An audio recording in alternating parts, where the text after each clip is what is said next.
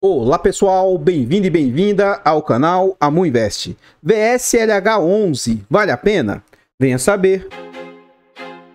I feel like I'm losing my mind. Is everybody in the world blind? Please, Lord, give me a sign, a sign. Então pessoal, este é um fundo imobiliário do setor de recebíveis, ele é um fundo imobiliário de papel. É um fundo que vem sofrendo muito em razão das decisões tomadas pela gestora. Atualmente ele está sendo negociado a R$ 3,81, ele está muito depreciado, ele é um fundo de base, R$10. O yield que ele entregou nos últimos 12 meses foi de 21%, cuidado com isso aqui. Por quê? O fundo teve as suas cotas que despencaram, e despencou muito, muito mesmo. Com isso, também caiu o dividendo entregue. Apesar disso, o dividend yield subiu, porque a cota caiu tanto que o que ele entrega ainda representa um yield alto, mas assim, lógico que esse yield só seria alto para quem tiver comprado nessa base de R$3. Mas ainda assim, depois de 12 meses, a continuar no ritmo de entrega que o fundo está entregando, isso aqui não é algo totalmente correto. Então cuidado, que isso é uma distorção que acontece, tá? O PVP do fundo atual está em 0,37, isso significa que ele está ali com 63% de desconto, ele vem negociando uma média de 304 mil por dia, e é um fundo que teve uma depreciação, uma queda de 52% nos últimos 12 meses, e ele já vinha sofrendo antes disso, né? No quesito de cotação, o que a gente observa? Na data que eu gravo o vídeo, ele está sendo negociado a R$ 3,81. É a mínima do último ano aí, inclusive. E a máxima foi de 9,27. Então ele já vinha sendo negociado com pequeníssimo desconto e depois despencou as suas cotas. O que a gente observa? Ó, quando ele veio a mercado, nos idos de 2021, neste momento aqui, a Hectare, que na época o Versailles era um fundo da Hectare, ele estava muito em voga, a gestora era considerada uma ótima gestora, porque eles entregavam um ótimo rendimento e blá blá blá, né? Então esse fundo veio ao mercado com muito ágil. R$10 teoricamente era o seu valor justo, ele chegou a ser negociado ali a 13, 12. Rapidamente o fundo ele tem uma regressão à média, né? Então ele volta ali ao seu valor patrimonial. E aí desde dezembro de 2021 o fundo começa a sofrer. Ele sai do patamar ali de R$10, começa a cair, como a gente viu ali, ó, 9,70, 9,80 e tal. Para o final de dezembro de 22 para janeiro de 23, ele estava ali mais ou menos a 9,70. Começa a sua primeira queda aqui, ó, no início de 2023. Neste momento aqui houve bastante comunicação negativa por parte da Hectare, Versailles, Stord, Deva, vários e vários agentes de mercado começaram a falar mal dos fundos. É o momento que eu chamo de fofoquinha HCTR. Então isso aqui já de imediato ocorre uma queda gigantesca do fundo. Ele sai de patamares aqui na época 9,30, 9,40, 9,27, cai para baixo dos 8, ó, mais ou menos 7,50 mais ou menos. O fundo se recupera a patamares ali de R$8, mas ele não conseguiu se sustentar nesses patamares. Por quê? Aqui explode a bomba. Nesse período até aqui, ó, o fundo explode a bomba do evento lá das inadimplências, do grupo GPK, né? Então o fundo sai de R$8 e cai para R$4. Por isso que dá aqueles tantos 50%, quase 60% de desconto. Eles esboçam uma pequena recuperação, tentando voltar próximo a 6, mas atualmente ele vem numa queda gigantesca que não para de cair e já rompeu a casa dos R$4, né? Está abaixo dos R$4.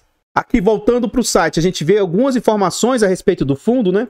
Então aqui a gente vê o nome, que é Versailles, o CNPJ, um fundo para investidor em geral, títulos e valores imobiliários, outros segmentos, ele é um fundo de papel, ele é por prazo indeterminado, gestão ativa, taxas, vamos ver lá dentro do relatório, não há que se falar de vacância para um fundo de papel, é um fundo que tem uma base de cotistas alta, 91 mil cotistas, ele tem ali quase 30 milhões de cotas emitidas.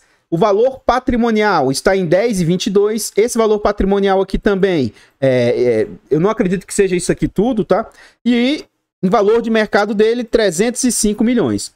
E a gente vê que os dividendos anunciados, os dividendos que estão sendo entregues atualmente, está em 3 centavos, né? Então, poxa, se ele está mais de R$3, quase 4, e está entregando 3 centavos, isso aqui significa que é menos de 1% ao mês. Se é menos de 1% ao mês, em 12 meses, poxa, não vai dar aqueles 20 e tantos % que está distorcendo lá no relatório, né? Então, cuidado. Aqui a gente vê os indicadores do fundo. Ele não tem 5 anos, seria injusto com o fundo. Ele tem 2 anos, né? Um pouco mais de 2 anos. Então, o que a gente consegue observar aqui? Nesses 2 anos, ele está com 50% de prejuízo. Mesmo com todo o dividendo que esse fundo entregou, ainda assim o prejuízo que ele vem causando é de 50%. O CDI do período é de 23%, o IPCA do período é 14%, o IFIX 17% e o índice de dividendos, o IDIV, 15,93%. Aqui abaixo a gente vê as entregas do fundo. Então, quando esse fundo veio ao mercado, ele estava fazendo entregas bem expressivas, ó. 12 centavos, 16, 17 centavos, ó, 9, 11, 15, 18. Então, ele fez entregas muito agressivas, ó. Próximo de 12, um bom período. E aí, quando começa a problemática, né, o fundo começa a reduzir, ó. Ele fez aqui uma entrega de 7, outra aqui na casa de 10, 12, já não conseguiu se sustentar em 12, caiu ali para 11 ou 10, ó. 7, 6... E depois, depois dessa problemática, né, da inadimplência aí do pessoal da GPK, ele estabilizou-se no patamar de 3 centavos. A gente vê que já há alguns meses, né, ele está nesse patamar de 3, e aqui a gente vê essas distorções trazidas aí, principalmente pela queda do fundo. Atualmente é algo um pouco mais realista, ó. 0,55, 0,64, 0,74, e esse yield que vem subindo não é porque o yield está melhorando, como vocês viram, e sim porque a cota está caindo. O dividend yield nada mais é do que uma relação entre o dividendo pago e o preço do ativo. Se o dividendo está estável, mas ainda assim o dividend yield está subindo, significa que o preço está despencando, tá bom? Então essa alta aqui não é porque o fundo está pagando mais, e sim em razão desse desconto da cota que ele vem ocorrendo. Então, pessoal, antes a gente continuar vendo mais a respeito deste fundo imobiliário, eu trago aqui para vocês forma de apoio financeiro ao nosso trabalho. Se vocês gostam do nosso trabalho aqui, considere fazer uma doação para o Pix do canal de qualquer valor, amuinvest@gmail.com. Qualquer doação é muito bem-vindo, eu agradeço de coração todos vocês que colaboram. Outra forma de apoiar o nosso trabalho é o clube de membros. Os canais Amuinvest, Amufiagro e Amudicas, ambos os canais contam com clube de membros. Considere se tornar membro porque você tem vários e vários benefícios. Um desses benefícios é desconto aqui na nossa planilha de controle financeiro do canal. Uma ótima planilha, ela é muito completa, muito bacana. Então considere se tornar membro, me chama no privado que eu ofereço um cupom de desconto aí para vocês, tá? Se você quiser saber mais sobre essa planilha, veja nos vídeos de tutorial da planilha ou na série aqui do canal, rumo aos 50 mil com pouco dinheiro, que eu apresento essa planilha com um pouco mais de detalhes. Mais uma forma de apoiar o nosso trabalho, nós contamos com e-books, Introdução aos Fundos Imobiliários e Introdução aos Fiagros. Esses e-books são baratos e acessíveis, mas que contêm bastante conteúdo que eu acho que pode agregar bastante. Então considere fazer a aquisição desses e-books, porque além de nos ajudar, acho que vai trazer bastante conteúdo aí para vocês. Muito obrigado de coração, todos vocês que apoiam aí o nosso trabalho. Aqui agora nós já estamos dentro do relatório gerencial e note o seguinte, eu estou gravando esse vídeo no final de agosto. Quando esse vídeo for ao ar, nós já estaremos em setembro. E o último relatório apresentado é de junho. Gente, mês 6. Nós já encerramos o mês 8, estamos indo para o mês 9. Então, no mínimo, o fundo deveria estar apresentando um relatório ali já do mês 7... Entende? Tipo assim, tá com muito atraso. Então, isso é um ponto que tem me deixado bastante entristecido com as atitudes da gestão, sabe? Tanto o pessoal da Hectare, quanto o pessoal aqui da RCap, que é a nova gestão aqui do fundo, né? Para mim isso é muito, muito pesado.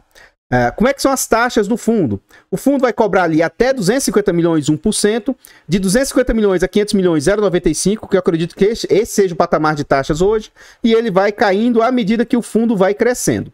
Ele cobra mais 20% de performance se bater IPCA mais 4%.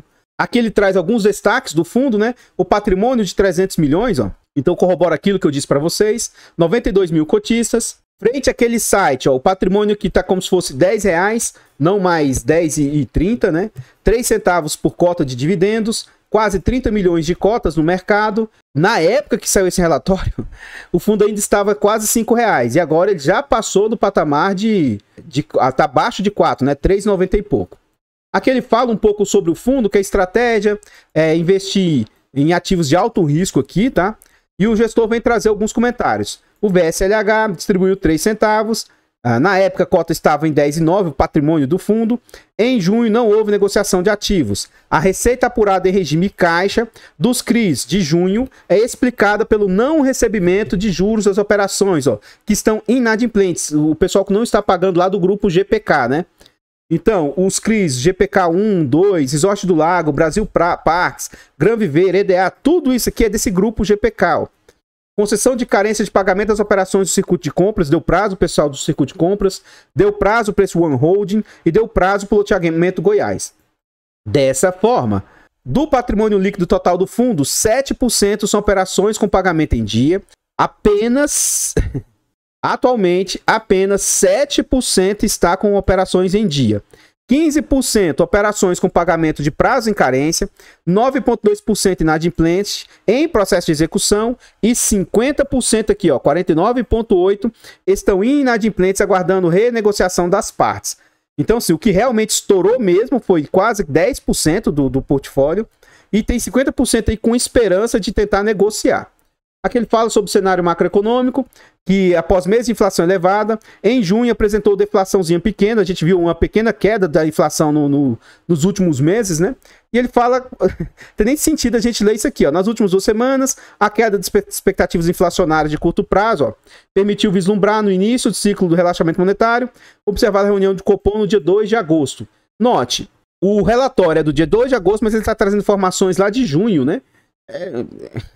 Junho, ó, complicado. Continuando aqui o comentário da gestão, eles falam o seguinte: o segundo trimestre do ano foi marcado por um resultado do PIB positivo. Essas informações aqui, como não são específicas do fundo, eu vou até pular. Qualquer coisa, você pausa o vídeo aqui e dá uma lida com atenção. No mês de junho foram realizadas reuniões entre os credores do GPK e a securitizadora para alinhar sobre o processo em andamento e para tratar de propostas de acordo enviado pelos devedores. Foi consenso entre os credores que para avaliar a proposta era necessário informações adicionais. Após isso aqui, já foi dito que eles pediram o vencimento antecipado da dívida. Então isso aqui sequer está relacionado aqui nas informações da gestão, né? Vamos aguardar futuramente mais informações para a gente ver se eles trazem uma informação mais atualizada a respeito disso. Aqui a gente vê o relatório gerencial, o DRE, demonstrativo de estado de exercício, pelo regime caixa, pelo regime contábil. Vou até desprezar essa parte contábil, tá? E vamos observar aqui o regime caixa do fundo.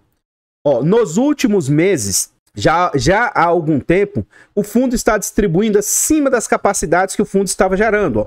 Julho de 2022, o fundo teve resultado de 2 milhões e 200 e distribuiu 4 milhões e 100. Amor, por que o fundo estava distribuindo acima das suas capacidades? Porque ele estava distribuindo pelo regime contábil. Ele estava contando literalmente com o ovo no bumbum da galinha. E é normal, tá? Não é que esse fundo faz isso. Muitos fundos de recebíveis usam essa prática. Pensando que vai receber no futuro, já tem algo provisionado, eles vão e começam a distribuir dessa forma. Então isso é algo, entre aspas, bem negativo. Agora sim, para esse fundo, vem causando bastante problema para ele. Ó. Então agosto de 2022 foi o único mês que ele distribuiu ali acima das suas capacidades, ó, gerou um caixa positivo. Mas se você observar, sempre o fundo vem gerando negativo. Ó, 1 milhão e 800 a menos, 1 milhão e 400 a menos, 600 mil a menos, 1 milhão e 400 a menos, 1 milhão e 200 a menos. Ele fechou o segundo semestre de 2022 com menos 6 milhões aí de déficit de caixa. Janeiro de 2023 continuou com déficit. E aí ele fechou o primeiro semestre de 2023 com menos 5 milhões de déficit. E aí eu gostaria que tivesse algo assim da gestão, mais transparência em relação a isso, sabe? Quanto que já está esse rombo, entendeu? Atualmente, mesmo o fundo caindo para 3 centavos as suas entregas, você vê que ele ainda não está conseguindo entregar dentro daquilo que ele está gerando. Ele gerou 679 mil e entregou 896. Atualmente, como as receitas do fundo caíram, assim, despencaram de 2 milhões e 700, quase 2.800, sabe, 2.700, caiu para 800 mil. Então, assim, o que seria o mais justo por parte da gestão? Reduzir drasticamente o que ele vem recebendo, né? Caiu sim o que o fundo vem recebendo a título de taxas e tal, mas um fundo que vem com dificuldade ainda está recebendo 127 mil a título de gestão, né? E querendo ou não, um pouco da responsabilidade por estar acontecendo é da gestora, né? Então eu vejo isso, de certa forma, um pouco negativamente, sabe? Eu nem vou calcular o quanto que isso está representando, porque... Não, deixa eu calcular. Vou calcular sim. Vamos lá, 127 vezes 100 dividido por 806. As despesas atualmente estão representando ali quase 16%. Ou seja, a gestora tinha que abrir mão de um pouco dessa taxa que ela faz jus, porque é o mínimo, né? Se o fundo vai muito bem, nós temos que pagar taxa de performance para o fundo quando ele vai muito bem. Por que que quando o fundo vai mal, a gestão, a administração, eles também não têm que doer no bolso deles? Afinal de contas, querendo ou não, a responsabilidade, a escolha é deles, né? Então, se vai bem, eles têm que ser beneficiados, e quando vai mal, eles têm também que, pelo menos é a minha opinião, né? Então, quando a gestão começa a ir mal das pernas e não faz esse tipo de decisão de forma espontânea, eu vejo isso muito negativamente por parte da gestora, sabe? Aqui vai falar sobre rentabilidade, performance, essa parte eu costumo pular. E aqui é o que a gente vê o seguinte, ó. Como é que tá hoje o fundo? 82% que ele tem é CRIs, 10% é FIIs, que não gera receita para o fundo, isso aqui é um ponto muito ruim também, e mais 5,9% em caixa. Até quando vai durar o caixa do fundo? Sendo que a gente viu lá que aparentemente ele está tendo que usar caixa, ele não está gerando o recurso. Então todo mês ele gera um pouquinho, vai lá no caixa e busca um pouco. Vai lá no caixa e busca um pouco. Até quando vai durar esse caixa do fundo? E quais segmentos que o fundo investe? Setor de hotelaria, residencial, comércio, lazer. São setores bem arriscados. Um ponto ruim da gestão é que antes eles não traziam isso aqui de forma clara, tá? Só passou a fazer depois que começou a dar a problemática. Então hoje 20% dos devedores é do grupo GPK. Olha o que está trazendo para o fundo. Aí tem essa SPE Mirante, circuito de compras. Apesar dele não trazer aqui, ó, mas esses outros devedores aqui, vários deles também são desse grupo GPK aqui. Então, assim, faltou um pouco de transparência por parte do pessoal da Hectare, da Versalhes, Deva e tal, dizer que essas outras empresas fazem parte do grupo GPK, né? Mas, ó, mais 11% em outro devedor, 9%. Então, essas concentrações altas aqui é o que está trazendo toda a problemática para o fundo aí. E isso afetou drasticamente os resultados do fundo. E aqui a gente vê como é que está a exposição dos ativos do fundo. No quesito de CRIs, ele tem taxas careiras, né? Ó, IPCA mais 11. Lógico, se a taxa é altíssima dos seus devedores, significa que o risco é alto também, ó. IGPM mais 14, IGPDI mais 8. E tem pré-fixado aí de 10%, mas é bem pouquinho o que ele tem aí. A taxa ponderada da carteira é de 11%. Inflação mais 11. Poxa, se está muito acima do que o mercado cobra, isso significa que é muito risco acima também, né? Ele tem 76% dos seus CRIs indexados a IPCA, quase 19% a IGPM, IGPDI 2,5%, prefixado 2%. E aí, quais segmentos que o fundo investe? Multipropriedade, 44%, altíssimo risco. Mesmo ele chamando de risco corporativo aqui, querendo ou não, é desse setor de hotelaria, multipropriedade, então é também risco da mesma forma. Loteamento, 6,4%, shopping, 4,3%, incorporação, 2,8%.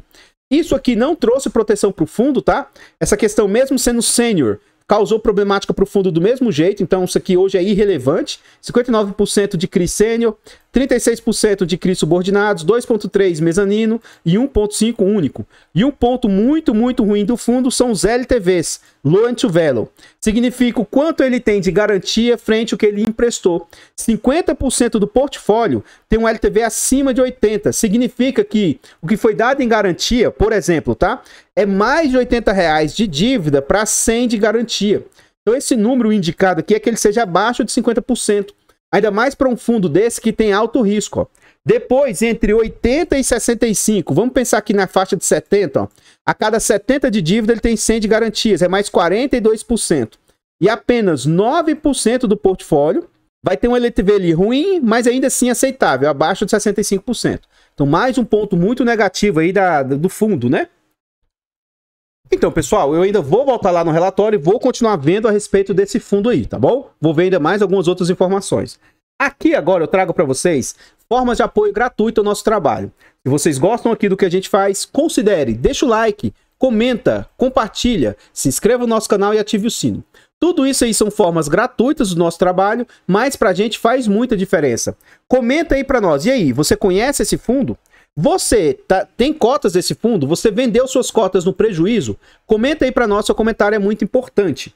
Vamos lá, tá? Deixa eu tentar esclarecer algumas situações. Eu sou cotista desse fundo, do HCTR, do TORD. Não me arrependo de ter comprado esses fundos. eu sabia que eram fundos de altíssimo risco, até aí tudo bem. Nessa época que o fundo estava indo tudo às boas, às mil maravilhas, a gestão se comunicava muito bem. Então, eu particularmente achei que a gestão ia continuar da mesma forma. Então, o que hoje me chateia por parte desse fundo? A inadimplência, essas problemáticas que deu? Não, isso não é o ponto que me deixou chateado. Porque eu estava ciente que poderia acontecer algo nesse sentido. Então, isso não é o problema. Para mim, o que me chama atenção muito negativamente é o acovardamento por parte da gestão. Então, hoje a gestão sumiu.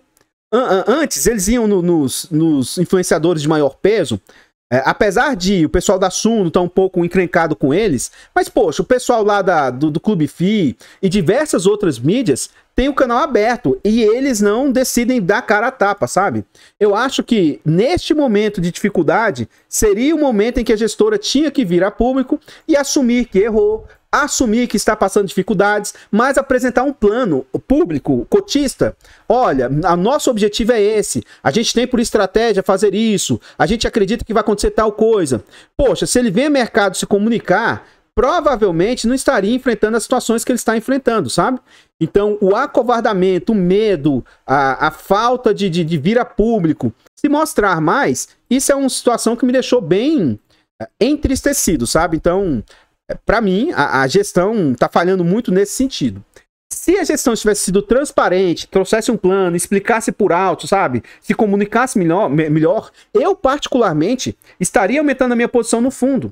Por quê? Para mim, essa questão de inadimplência e tal não é um problema gigantesco. Porque eu acredito que vai conseguir recuperar minimamente parte do seu patrimônio e tudo, isso aí para mim é tranquilo. Mas o acovardamento da gestão, isso me deixa bem entristecido com a gestora, sabe? Então eu tenho esse ativo, por enquanto não tenho interesse em aumentar a posição, mesmo com as quedas, e vou aguardar futuro aí para possíveis decisões. Então vou manter o ativo, não vou sair vendendo desesperadamente no prejuízo, mas eu não aumento minha posição mais em razão da falta de confiança que eu estou atualmente na gestão pelo seu acovardamento. O fato de eu ter esse ativo não significa que ele seja bom ou ruim, e nem uma indicação de compra, venda ou manutenção do ativo. Eu tenho um canal secundário aí, o canal Amuf Infra, e o nosso objetivo é tentar chegar a 1000 inscritos. Vá lá nesse canal e nos ajude. Já estamos com 425, então vamos lá, metas, né? Nós temos o objetivo de chegar a 500, 700, 1000. Se inscreva, porque isso vai nos ajudar imensamente e é de graça. Os nossos 4 canais estão presentes em outras plataformas. Vá lá nessas plataformas, siga, se inscreva, comente. Eu abro caixas de pergunta frequentemente lá no Instagram. Deixe a sua pergunta que a gente vai procurar respondê-la ou quanto antes. Voltando aqui para o relatório gerencial, a gente vê ativos, né? Ó, por exemplo, Resort do Lago, 12% do portfólio. OneHold, mais 8%. Quando você olha inicialmente isso aqui, você não percebe que é tudo do mesmo grupo, né? Então, para mim, a gestora foi bem... Para mim, foi algo pouco profissional por parte da gestora esconder essas informações que ele tinha alta exposição em várias empresas, mas que faziam parte do mesmo grupo. Depois, ó, GPK, tudo aqui do mesmo grupo, e olha os percentuais, 7, 6, 3. Isso aqui ele não tinha toda essa alta exposição. E ele foi fazendo mais compras. Muitas dessas compras ele foi comprando lá do Tord e foi aumentando a sua exposição nesses devedores. Qualquer que seja a gestão, qualquer que seja o fundo, se ele tiver uma exposição a um único devedor acima de 10%, isso traz um alto risco para o fundo. Por quê? Se ocorrer um evento igual está acontecendo nesse evento, isso vai causar uma problemática muito grande aí para o fundo, né? A gente vê o resto do relatório, ó, muitos ativos com problemática, né, que vem enfrentando. E por fim, mais os últimos ativos aí com percentuais bem pequenos. A gente vê aqui também sobre os fundos imobiliários que ele investe, né? Então ele investe nesse lote metro quadrado aí, 2,54% do portfólio, e ele investe lá diretamente no fundo imobiliário XBXO também. Então ele investe no CRI e no fundo, no shopping, mais 7,78%. Então ele tem 10,31% do seu portfólio também, que não está gerando receita para o fundo. Isso aqui está investido, mas não está trazendo retorno para o fundo, né? Neste atual momento é algo um pouco complicado.